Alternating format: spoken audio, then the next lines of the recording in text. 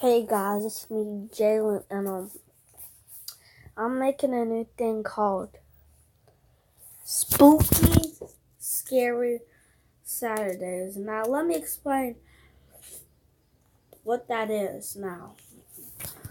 We all come together as a group, and every Saturday, we do this thing called Spooky Scary Sunday.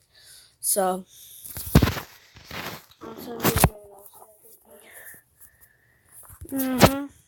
oh my gosh, why do I keep forgetting to put my face cam on? Your face can't do, brother. Alright.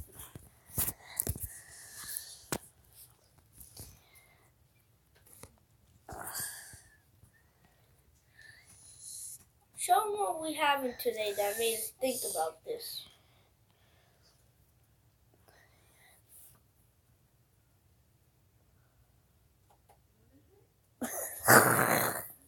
We're literally having ice cream. That's how we thought about this. We were just having a normal talk. And then this just popped up in our head. We're like, yeah, yes, we want this. Alright. I don't know. I thought she... No, she isn't. Oh, no, I was afraid this would happen. Afraid what would happen? There's no time to explain. Go and check her bedroom to be sure. Be sure of what? Don't ask questions right now, Rachel. Gran, you're scaring me. I'm sorry, just please go check. Now. Just don't let her see you. And call me right away if she does. Oh, hey, I'm in the hallway. The door's closed. Look through the keyhole. What do you see? Something is in Mom's bed. It's Mom. She's making a weird noise. It sounds like an animal in pain. OMG. It's getting louder. It sounds horrible. Rachel, get out of the house. Run. What? Why? What if Mom's in trouble? There's something I haven't told you. What, Gran? That noise you're hearing, it's not your mother. Rachel opens the bedroom door a crack and looks inside, and she sees it is her mother making those horrible noises.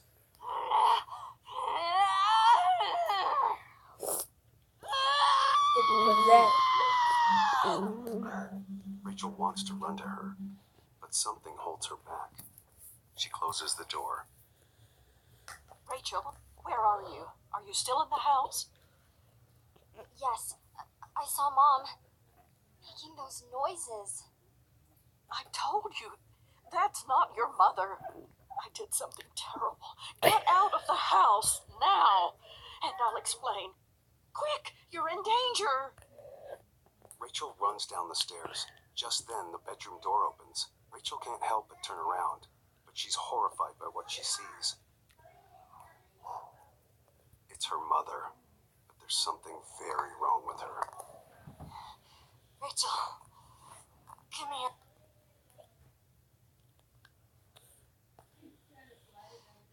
Please, I need to tell you something. Mom, I can't. I'm sorry. Seeing her mother in such distress, Rachel has a moment of indecision. In that moment, her mother grabs her by the wrist with a hand that's deathly cold. It sends an icy shiver all through Rachel's body. Rachel, please, there isn't much time. A rivulet of blood trickles down Mom's face, freezing along the way. You need to listen to me. Rachel manages to pull her hand out of her mother's grasp. She runs into the guest room and locks the door. She texts Gran. Gran, help! I'm in the guest room. Mom came out of the bedroom. She didn't look good, Gran, and her hand was colder than ice. Rachel's mother starts pounding on the door. Rachel, please, unlock the door. Time is running out. I need you to do something. What? I'll tell you. Rachel's phone vibrates with a text from her grandmother. Rachel, where are you? Gran, Mom wants me to open the door. Do not open the door, Rachel. But there's a key in the kitchen. Oh, she's probably getting it right now. Listen, Rachel, can you get out through a window? I think so. You need to do that now. Rachel opens the guest room window and jumps down onto the lawn. She runs into the woods behind the house and ducks behind a tree. Panting, she texts Gran. I'm out of the house, but I had to run away from my own mother. What's going on? I'm so scared. Where are you now? Oh I'm in the no. woods behind the house. You need to come to the graveyard. Now. But why, Gran? You have to tell me why, or I'll go back in the house. Mom needs my help, and I just deserted her. Rachel, listen to me. Your mother isn't human anymore. And that thing that's taken over her body, it wants to kill you.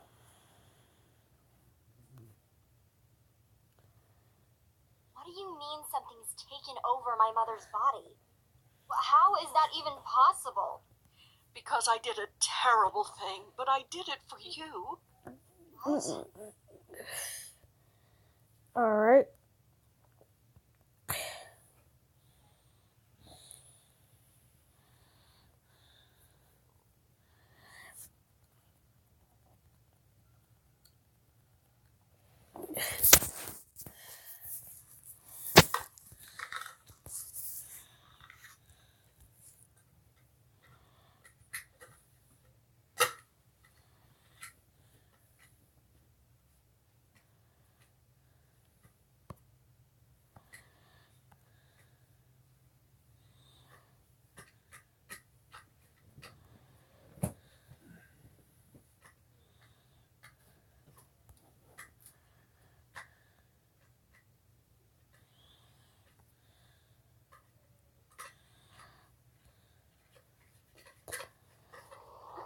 Let's see if this is scary.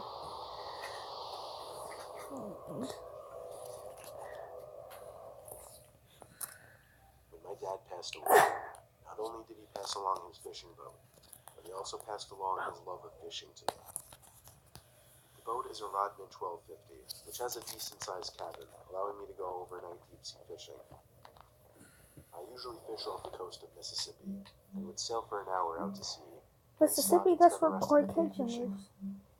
That's exactly what I did one Friday, taking my cousin Jack. I planned on spending the night and fishing most of Friday, then sailing back.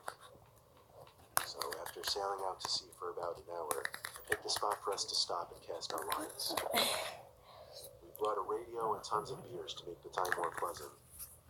The sun started to set. I could see the sun setting on the horizon with no visual or beautiful sight. I make it Perhaps but the most more pleasant scary. thing that happened that night. At the time, the sky was completely dark. We had already packed our stuff for the night and were inside the cabin playing cards and reading papers. This conversation, Jack stopped me and told me to listen. There was the sound of a boat out in the distance. We left the cabin to look into the horizon, but with no moon. It was just too dark to see more than maybe 50 feet in front of Oh us. my gosh, I'm still here, With the y'all. calm waves, we did hear a boat motor. I'm still here The watching. folks out there didn't have their Let's lights see on. y'all. The lights in my cabin were on, which was definitely enough for anyone to see us and avoid hitting us.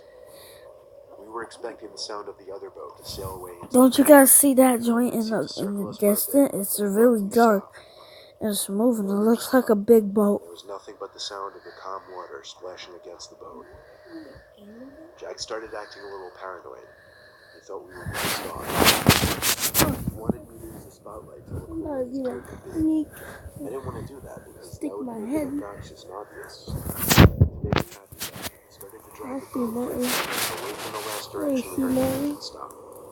Look, it looks like a big boat I was right a little there. suspicious about it as well. Oh, hey, After a solid Christopher, 5 I minutes, thought we you drove weren't the boat in the scared. opposite direction.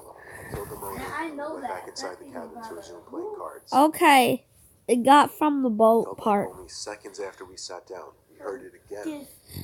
This time I heard it first. It sounded like the motor was being given much less gas. We went outside again, and at that instant, the sound stopped. This time The boat went away, bro. The boat went away. The spotlight only rotated 180 degrees, so I turned the boat a little to the right so that I could point the light. Oh, heck no. Shot far into the horizon. I felt my heart racing as I slowly turned. Nah, but this is really deep. Finally, I stopped when the light started to land on a boat floating not too far away from us. I turned the light off at once and told Jack to turn the cabin lights off as well. I put the boat in full throttle and steadily. Really scary stuff. Put on Luke. We steered the boat for about 5 to 10 minutes before thinking it was enough. We hung out outside for a while to ensure we weren't followed again. Put on that It seemed safe to be so. We went to sleep. Luke. However, I awoke to a thumping coming from above my head, above the cabin. I looked over at Jack, sleeping on the couch.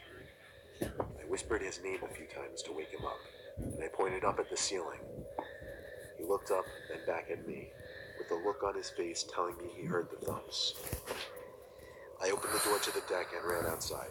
I saw 2 men, one on the bow of my boat, the other on a boat floating directly next to mine. Jack came running out behind me. Both of the men slowly put their hands up in front of their faces and claimed they meant no harm. The one on my boat said they were simply almost out of gas and needed help. He said he was going to knock on my cabin door to ask for assistance. But in my head, I was thinking, why was he on the bow of my boat then? Very low key, I flicked Jack's thigh to indicate to him that I was getting ready to do something rash. The guy stepped down from the front of the boat to the lower deck, right in front of Jack and I. He was significantly taller and bigger than us. He looked at me for a few moments and reached out his hand, expecting a handshake, without saying anything. I knew something was about to go down with these guys. For all I knew, I could start with my shaking his hand. Instead of shaking his hand, I pushed the guy overboard into the water with all my strength. Then I ran up the stairs to turn the boat on, while I yelled at Jack to make sure they didn't get back on the boat. We were able to lose them in the night for good this time. I didn't stop though. I kept going a full 2 hours straight back to the shore. We made it back to my boat, and we slept on my boat that night. The next morning we packed up and drove home. Strange things can happen out at sea in the dark. I never anticipated anything. They can. I don't know what those guys were planning on doing to us on my boat, but considering they had been making a point of stalking us, I know it was nothing good.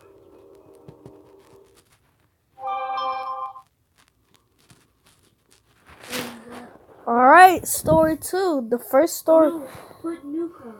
That's a scary. A few years ago, I went on a long beach cruise with a few friends. It started out as a great little vacation. Bro, come on. I want you to watch this too. What, are you scared? Are you scared, huh?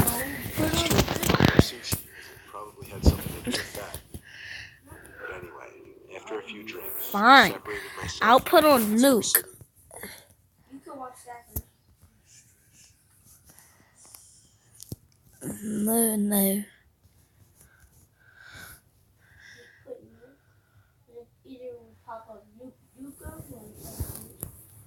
Alright, this. Yeah, Luke top 5. Never mind, Luke top 5. Yeah. Come on. Nothing. Are you scared? Pee myself when I watch the joint. Nah, bro. Man, you scared? No, what? Why you gonna do that whole thing?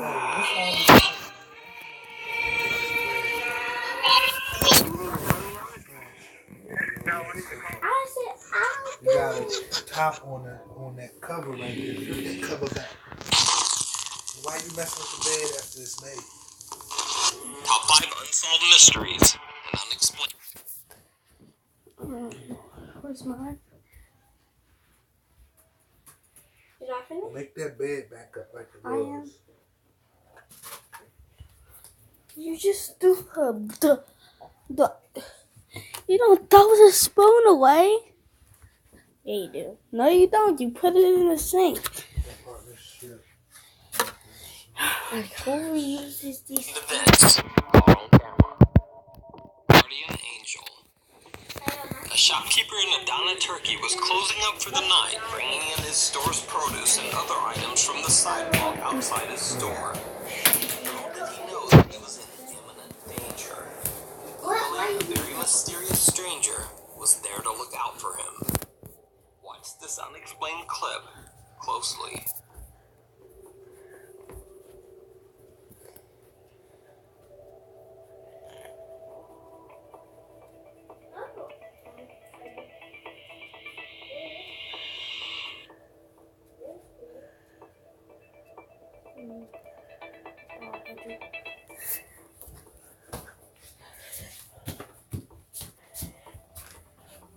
Notice that the man who taps the shopkeeper's shoulder doesn't even look back or seem to see the oncoming truck. The vehicle actually turns onto the street while his back is turned. Şu noktada açıldı kapağı. Yani adamın kapağı görmüş olma ihtimali var mı? Hiç. Ben zaten sonradan gördüm kapağı. Zaten kamerada da gördüğü gibi. The shopkeeper says that he looked around after the incident, but the man seemed to have mysteriously vanished. So just how did this strange man seemingly predict the accident that was about to happen and warn the shopkeeper? Ama o adam nereden gördü arabanın kapağını? Dikkat etti de bana işaret etti. O gitti. Adam sonradan da kayboldu gitti yani. Adam nereye gitti? Adamı tanıyor musun? Yok, tanımıyorum. Even if this was possibly a setup or a fake, then it was amazingly well timed. But I'd love to hear any theories that you guys might have. Let me know down in the comments. A strange view. This next unexplained video went viral when it first hit the internet. It allegedly shows a woman in Pital village in Odisha, India. This is The not description claims scary. that the woman is possessed by a ghost, and for some mysterious reason is just standing at the very top of a tall tree, hands free. You just gotta go for like the wheel.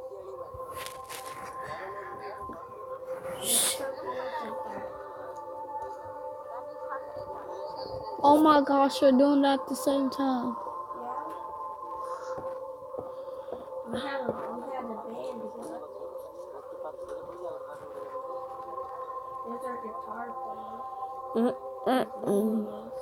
I don't think.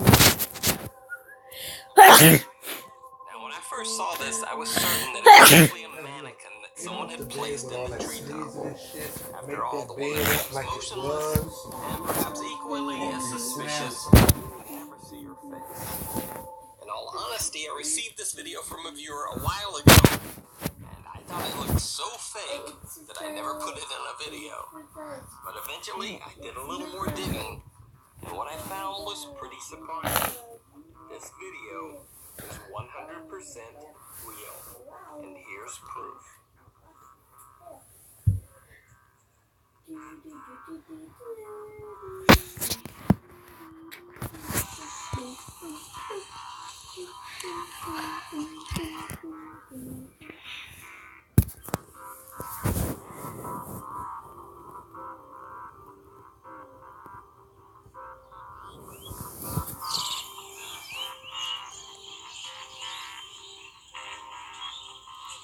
Now, locals claim the woman was able to climb the tree because she was possessed by a spirit. But what do you think? Is this some kind of bizarre stunt? Is the woman suffering from some mental breakdown? And either way, how can she stand in a treetop with no support? Some witnesses claim that she stood in the tree for hours. In a later clip, we see her climb back down the tree, safely back to the ground. The video and the woman's strange ability remain a mystery. The mysterious call of Brandon Lawson. Late one night on August 8, 2013, Brandon Lawson leaves his home in San Angelo, Texas, after a fight with his longtime girlfriend. Not long after, his truck runs out of gas and he's stranded on a lonely road in the middle of nowhere. Just after midnight, Brandon calls his brother Kyle to bring him some gas. This is when the story becomes chilling. Only 12 minutes after Brandon's call to his brother, He makes a frantic call to 911. Brandon's cell signal is garbled, but I've boosted the volume and tried to subtitle what he says as best I can. 9/2013, 0:50 and 38 seconds. 911 emergency. Yes, I'm in the middle of the field. The safe was just pushing guys over. Right here going towards Javelin on both sides. My truck ran out of gas. There's one car here. Got taken to the woods. Please hurry. Okay, now run that by me. And we're not talking to him. I actually ran into him. Ah, you ran into him. Okay. Just the first guy. Do you need an ambulance? No, I need the cops. Okay. Is anybody hurt? Hello? Hello? Hello?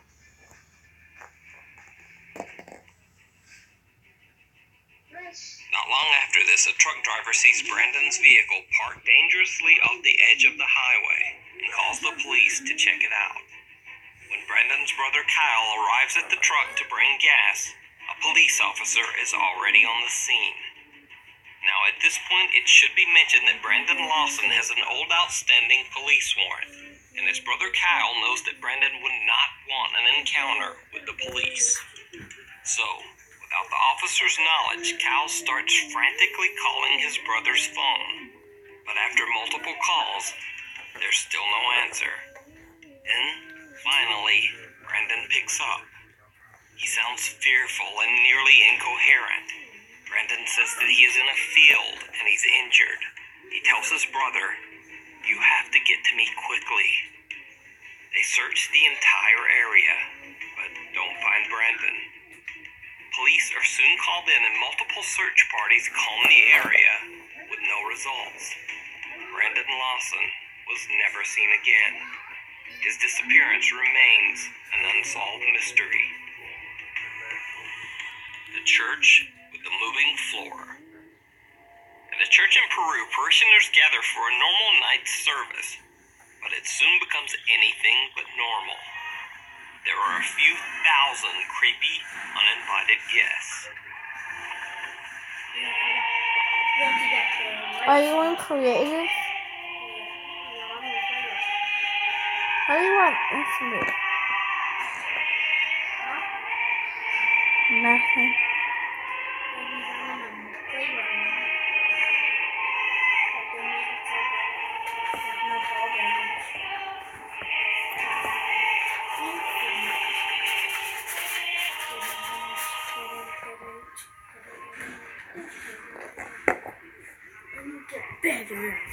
My turn. No, you got killed.